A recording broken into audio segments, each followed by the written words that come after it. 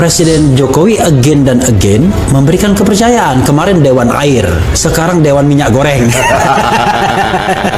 Pak Luhut luar biasa, kepercayaan Pak Jokowi. Minyak goreng juga diurus, bahwa itu haknya Presiden. Tetapi dalam manajemen bisa jadi itu merusak sistem, merusak suasana kerja. Kenapa Luhut lagi? Apa kerjaan dia kurang banyak? Apa nggak ada menteri yang lainnya? Pertama, Jokowi dan Luhut kenal sudah lama dan sudah paham karakter masing-masing. Dan ini penting, karena tanpa kepercayaan, koordinasi akan sulit dilakukan.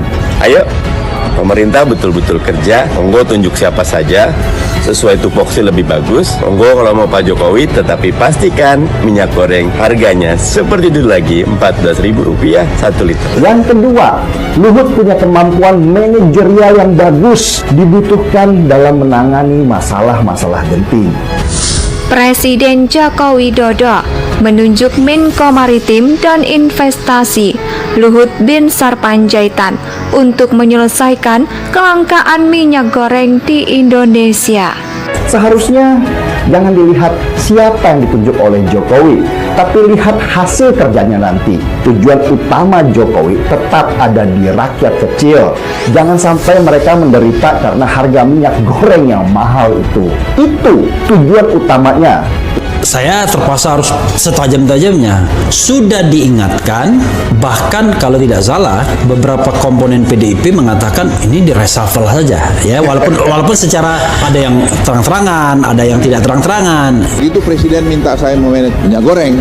Orang pikir hanya minyak goreng, tidak. Saya langsung ke hilirnya, ke hulunya. Semua, Anda sudah baca di media, semua kelapa sawit itu harus kita audit supaya kita tahu luasnya berapa, plasmanya berapa, yieldnya berapa, kemudian produksinya berapa, dan kemudian di mana headquarternya.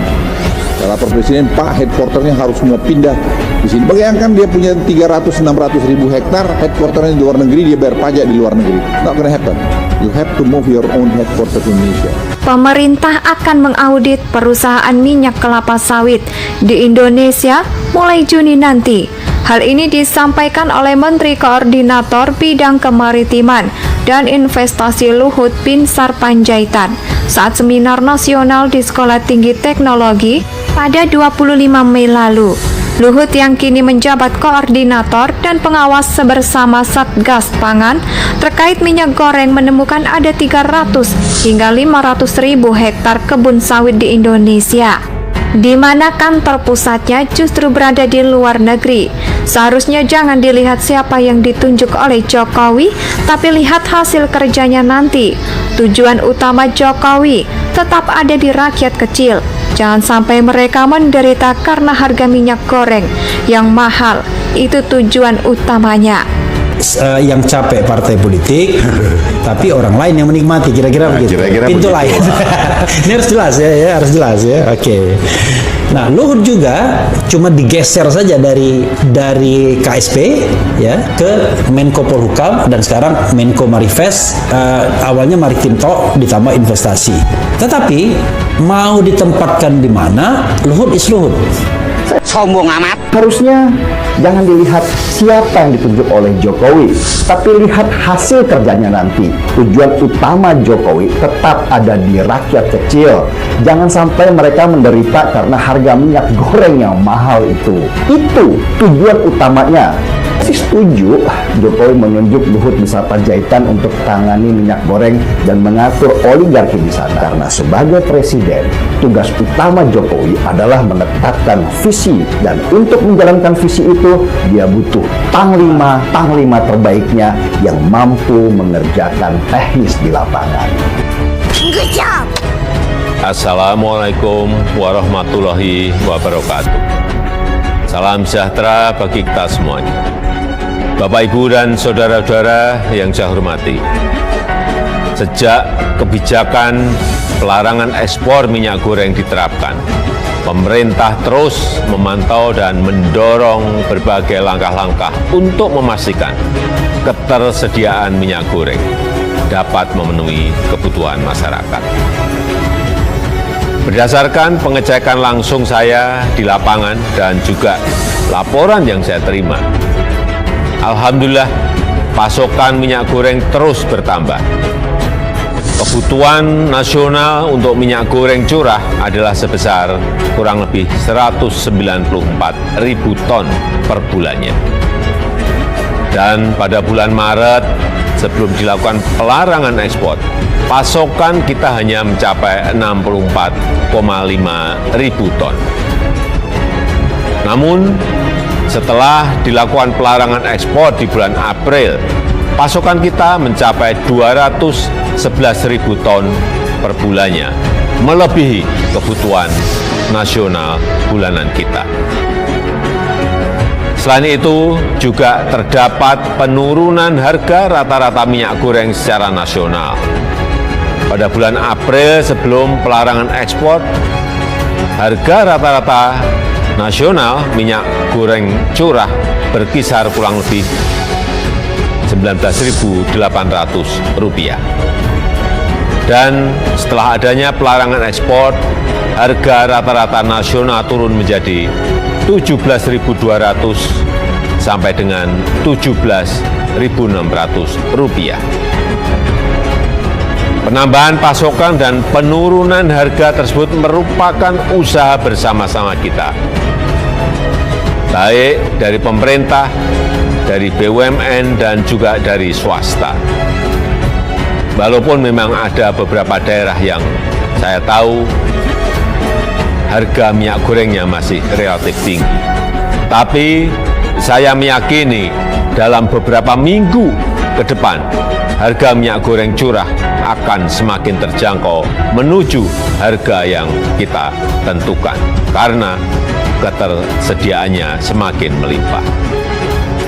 Oleh karena itu, berdasarkan kondisi pasokan dan harga minyak goreng saat ini, serta mempertimbangkan adanya 17 juta orang tenaga di industri sawit, baik petani, pekerja, dan juga tenaga pendukung lainnya, maka saya memutuskan bahwa ekspor minyak goreng akan dibuka kembali pada Senin 23 Mei 2022.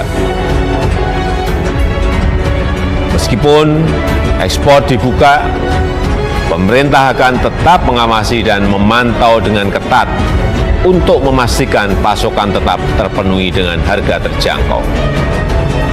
Dan pada kesempatan ini juga saya ingin mengucapkan terima kasih kepada para petani sawit atas pengertian dan dukungan terhadap kebijakan pemerintah yang diambil untuk kepentingan masyarakat yang lebih luas. Secara kelembagaan, pemerintah juga akan melakukan pembenahan prosedur dan regulasi di Badan Pengelola Dana Perkebunan Kelapa Sawit agar terus disederhanakan dan dipermudah, agar lebih adaptif dan solutif menghadapi dinamika pasokan dan harga minyak dalam negeri, sehingga masyarakat dapat dilindungi dan dipenuhi kebutuhannya. Di sisi lain, mengenai dugaan adanya pelanggaran dan penyelewengan dalam distribusi dan produksi minyak goreng, saya juga telah memerintahkan aparat hukum kita untuk terus melakukan penyelidikan dan memproses hukum para pelakunya. Saya tidak mau ada yang bermain-main yang dampaknya mempersulit rakyat, merugikan rakyat. Saya rasa itu yang bisa saya sampaikan. Terima kasih. Wassalamualaikum warahmatullahi wabarakatuh. Seharusnya jangan dilihat siapa yang ditunjuk oleh Jokowi, tapi lihat hasil kerjanya nanti. Tujuan utama Jokowi tetap ada di rakyat kecil. Jangan sampai mereka menderita karena harga minyak goreng yang mahal itu. Itu tujuan utamanya. Saya terpaksa harus setajam-tajamnya. Sudah diingatkan, bahkan kalau tidak salah beberapa komponen PDIP mengatakan ini di reshuffle saja, ya, walaupun secara ada yang terang-terangan, ada yang tidak terang-terangan. Begitu Presiden minta saya memanage minyak goreng, orang pikir hanya minyak goreng, tidak. Saya langsung ke hilirnya, ke hulunya. Semua, Anda sudah baca di media, semua kelapa sawit itu harus kita audit supaya kita tahu luasnya berapa, plasmanya berapa, yieldnya berapa, kemudian produksinya berapa, dan kemudian di mana headquarternya. Saya lapor Presiden, Pak, headquarternya harus semua pindah di sini. Bayangkan dia punya 300-600 ribu hektar, headquarternya di luar negeri, dia bayar pajak di luar negeri. Not gonna happen. You have to move your own headquarter to Indonesia.